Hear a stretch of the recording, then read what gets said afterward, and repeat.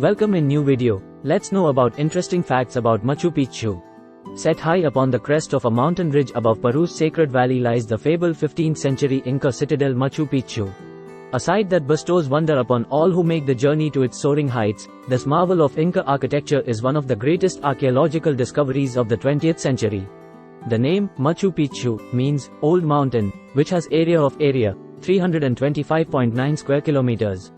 The Machu Picchu archaeological site lies in a saddle between the peaks of Machu Picchu, the mountain, and Llama Picchu. Although confusing at first, the naming of the site after the mountain it rests beside actually makes more sense than you'd expect. In the official language of the Inca Empire, Quechua, Machu Picchu translates into Old Peak or Old Mountain. The name of this ancient city is not Machu Picchu, and it was never really lost. Machu Picchu is an Incan citadel set high in the Andes Mountains in Peru, above the Urubamba River Valley. Built in the 15th century and later abandoned, it's renowned for its sophisticated dry stone walls that fuse huge blocks without the use of mortar, intriguing buildings that play on astronomical alignments and panoramic views.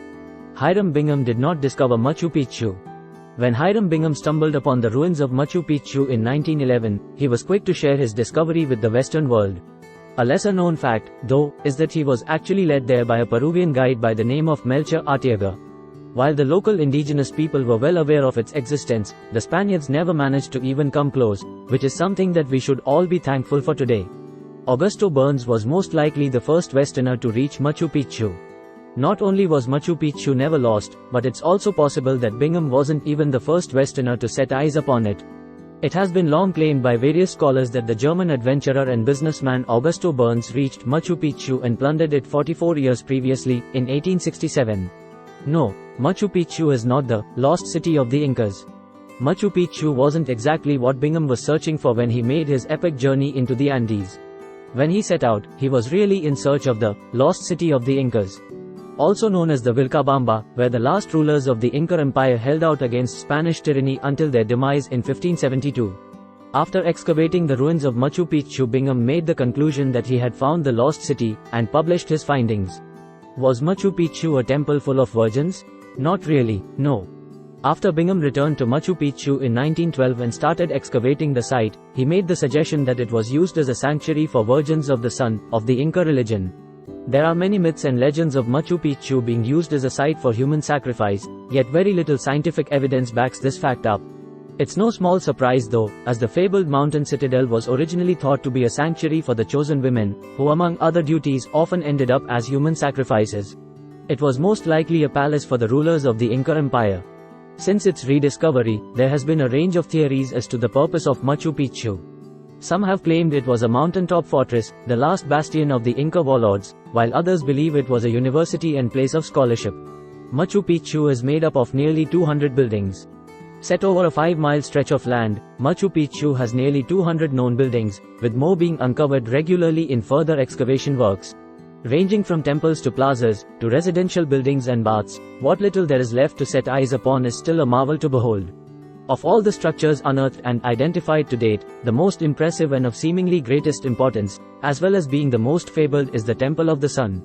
The temple, otherwise known as Sacred Rock, was used as a site for paying tribute and giving offerings to the sun, from what little we can gather. The construction of the Temple of the Sun is one of the most impressive forms of architecture and masonry found on the site. Machu Picchu was a handmade wonder. Most of the stones shifted to the site of Machu Picchu weighed in excess of 50 pounds, 22 kilograms. While this may not seem much at first, you've got to remember that these would have been transported up winding narrow mountain paths. The true marvel here is not that they managed to do this though, it is how they achieved this impressive feat of New World engineering. There are more than 3,000 steps in Machu Picchu. Hiking the Inca Trail to Machu Picchu is not for the faint of heart.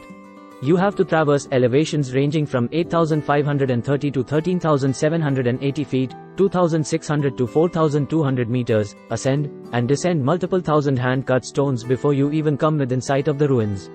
Machu Picchu lies at the intersection of two fault lines. A possible explanation as to how the Inca people managed to shift so much stone and break it to construct Machu Picchu and other similar mountaintop citadels lies in the geography of the area. After investigating these citadels and the surrounding area for more than 10 years, Dr. Rualdo Menegat presented his findings to the Geological Society of America conference in Arizona. He concluded that Machu Picchu and a number of major cities nearby were located on or near fault lines and that the Inca Empire had chosen these locations for very specific reasons. Meneghat's findings indicated that they instead developed a tendency to build in such areas due to the presence of already fractured rocks and increased soil drainage, phenomena consistent along fault lines. Machu Picchu is earthquake-proof. Despite lying at the intersection of a number of fault lines, this ancient citadel is actually resistant to earthquakes.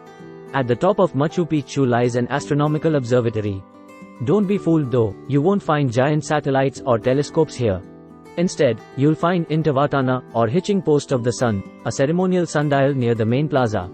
Carved out of a single piece of rock into a pedestal and central pillar, Intihuatana is 6 feet, 1.8 meters, high. Machu Picchu had over 600 terraces, and while most were in place to prevent the city from sliding off the mountain top and down into the valley, others were used for agricultural purposes. It's easy to see why Machu Picchu quickly rose to fame and became a popular destination for travelers from all corners of the world. Machu Picchu has a secret temple. This is the Temple of the Moon. Unfortunately, this place is optional and only allows visitors to visit the early Llama Picchu mountain shift. Machu Picchu also has a local museum below, near the bridge crossing the Urubamba River.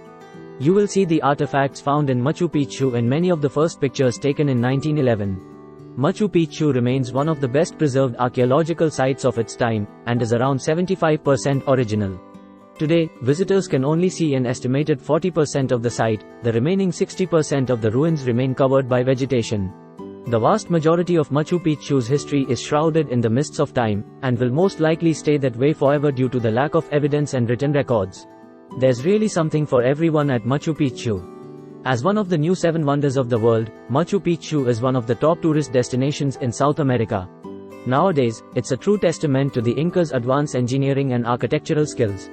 Even so, Machu Picchu is not just a destination, it's a cultural experience. Thanks for watching. Keep learning, keep watching.